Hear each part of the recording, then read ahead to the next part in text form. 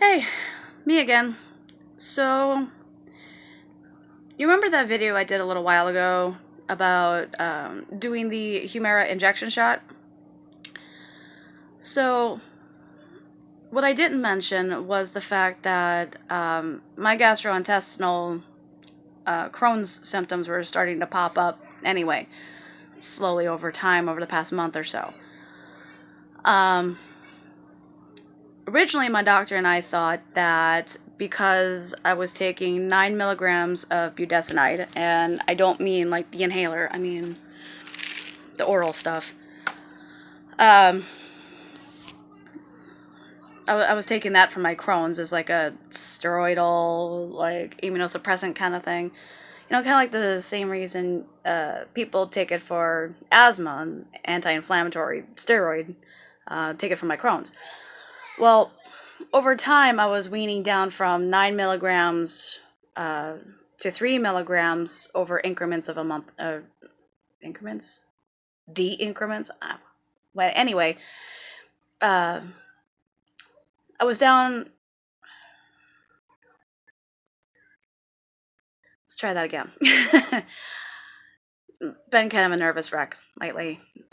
Anyway, so I started taking 9 milligrams and I weaned down to 3 milligrams, and my symptoms started coming back. You know, the diarrhea, the bloating, the blood, you name it. It gets gross. We thought it was, maybe I needed a higher dose of Humira. So I had a blood test done, and while it showed that I didn't have that much Humira in my system, that wasn't the bad news. The bad news is that I developed antibodies against Humira. Apparently, only 28% of people taking Humira have that happen to them, and 67% of those people develop it within the first 28 weeks. I didn't even last 12 weeks before I developed antibodies. It was really fast. They were surprised. Like, holy crap. Okay, we're going to do something a little different here. So now they want me to take this drug as a thioprine. Basically, a lot of people take this drug. It's an immunosuppressant, but you also take it to not reject transplanted organs, along with, rheumatoid arthritis, Crohn's disease, all that fun stuff. So I get to do that, along with taking another medication called Remicade. It'll be done in starter baby steps. So I'll start at week 0, which would be day 1, and then I'll take another infusion week 2, and another one at week 6, and then every 8 weeks after that. And that's not something that I can do at home. That is something that I will have to leave my house for, to get infused at a clinic every 2 months. And if all works well, for the rest of my life. Which, I'm gonna be honest, that really sucks. I'm a pretty vindictive person, but I would not wish this on my worst enemy. I know that ulcerative colitis is worse, but Crohn's disease sucks too. I'm what they consider a moderate to severe case. I've already had 1 fistula removed. I've had inflammation and swelling. I don't know, the thickening.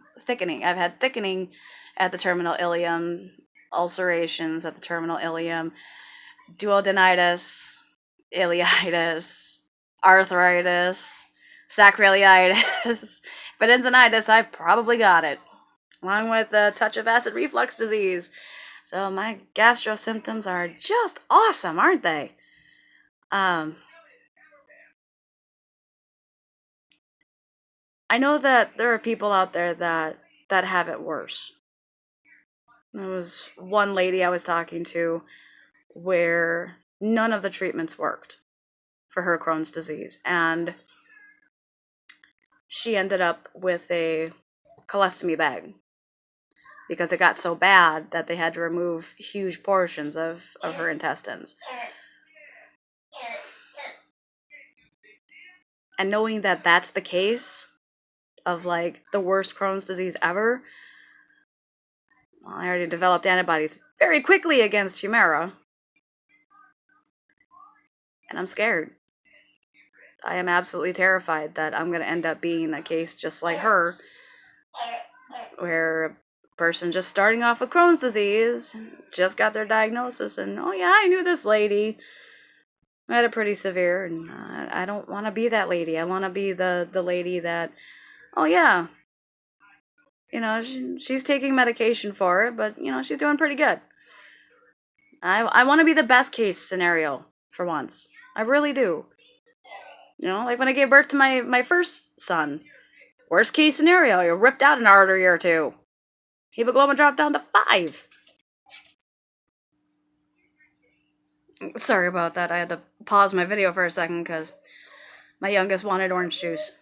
This is why I don't do, you know, the other part of YouTubing that I wanted to do, which was actually Let's Play games. I would never get through one session, ever. 20 minutes a game is usually me screaming at my kids.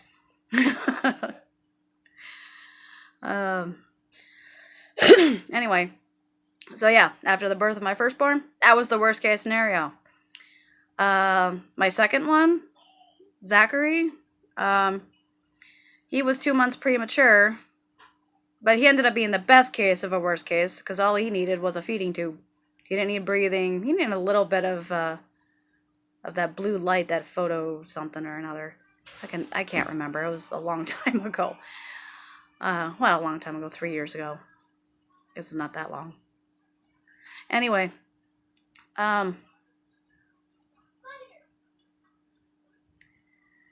yeah.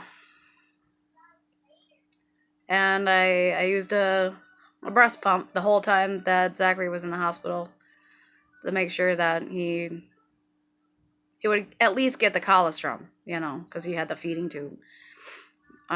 Benjamin, he was a half and half kid.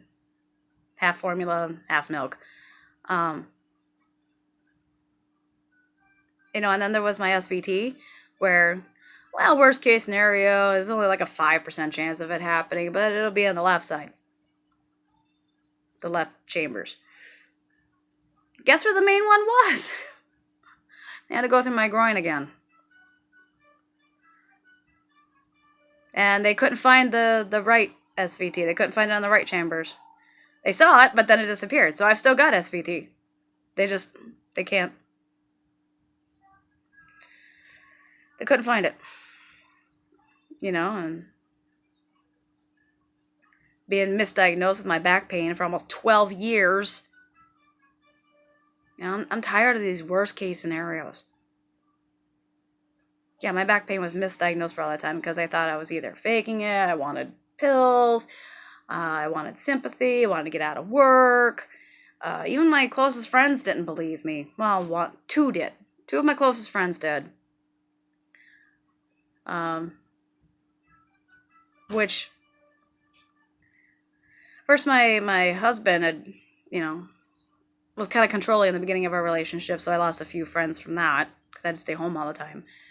But now that I've become even less social, because of my lower back and my internal crap going on, yeah, now I have literally no social life. None at all. One person doesn't come around anymore because her husband is a pig. And of course, I'm the one to blame for that, right? The other one has a social life. Hold on, kids again. I love my kids. I love my kids. Anyway.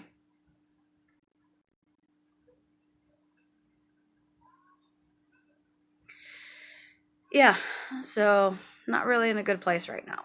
I know, people have it worse, but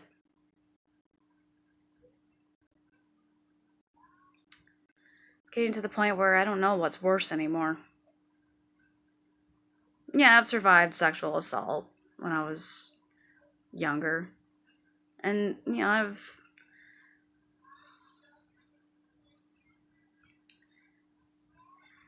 I've survived a lot, but at least with those things, it was over. It stopped. I didn't have to deal with that anymore.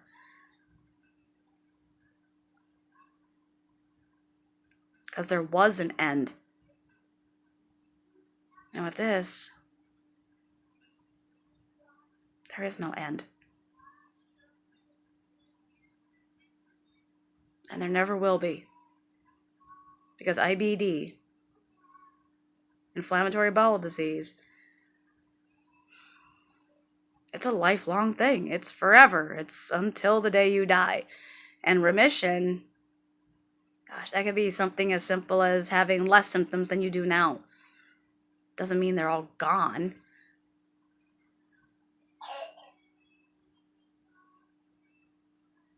I mean, I've prided myself on being a pretty strong person. You know, being able to overcome mental obstacles and problems within a month max.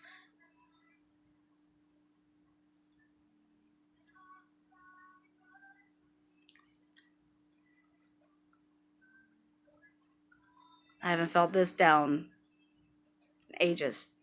I mean, at least when I first got my diagnosis, I reacted better than this. Again, because I'm just so terrified of becoming that person that's gonna have a poop bag before she's even 40 years old. You know, if I was 60, 70 years old, yeah, fine. Stick a bag in me, I don't care. Or have it hang out of me, I don't care. But I'm only 31.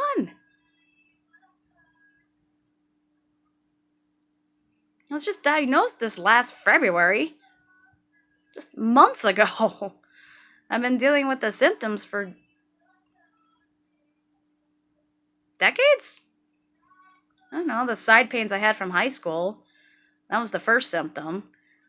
And the inflammation in my back, symptom number 2. But they were so minor. I mean, what are you going to do? Have them send you home? No, you're fine. Whatever. Of course, they wouldn't have found out it was Crohn's back in high school. But doctors need to start taking people more seriously. Person comes in saying there's blood in the stool and there's back pain and all this other stuff. Maybe it's all related. You know, you could figure out how to fix it, you know, and get them on the right path before they're 31. Before they're 40. I mean, typically it's anywhere between ages 15 and 30. And just because I'm overweight and I'm not losing weight like everybody else does, doesn't mean I don't have it. You know, there are fat people with Crohn's too. Just screaming worth it from the bathroom because we love our food and we love our drinks and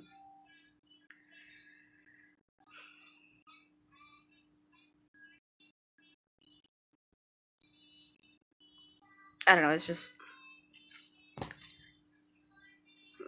frustrating, you know. It's just all very, very frustrating. I was getting better. Then it came to a dead screeching halt to do something that I think is worse. I mean, yeah, I'd rather have somebody else inject me, but every other month? Every other week starting out?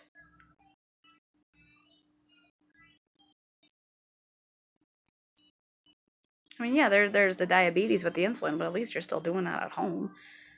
I imagine after a while, you just kind of get used to it. You hate it, but you kind of get used to it.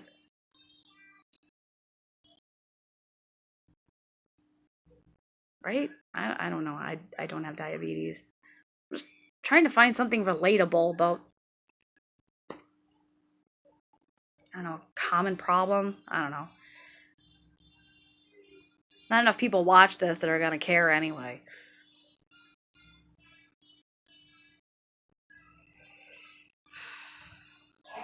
It's just getting to feel awful lonely lately. Because there's nothing anybody can really do to help me, and there's nothing I can do to help myself. Well, stay strong, you know, for what? My kids? Yeah. My husband? Sure. But what about for me? You know, what's there to stay strong for me about personally?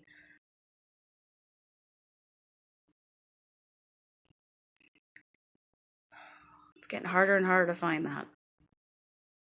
So, thanks for your time. And I'll probably edit this later on down the road. Right now, I'm just gonna post it as is.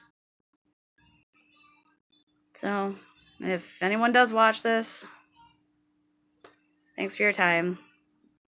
Thanks for listening to me ramble and rant. And wish me luck, I guess. If anyone else is going through this right now and have IBD, ulcerative colitis, or Crohn's disease, and I think there's like 2 other ones, you know, leave a comment, drop a comment, you know, let others know, besides me, that, you know, that we're not alone, and maybe some glimmer of hope that it does get better, that it's not so bad. All right, so drop a comment, drop some love. You know, if not just for me, then, you know, other people see it too if there's comments popping up here and there. Maybe. But at least I'll see it. I always keep up to date on these things. I mean, yeah, I don't have any comments yet. But I do know how many of you guys have actually seen my videos, and I do appreciate it. So, thank you.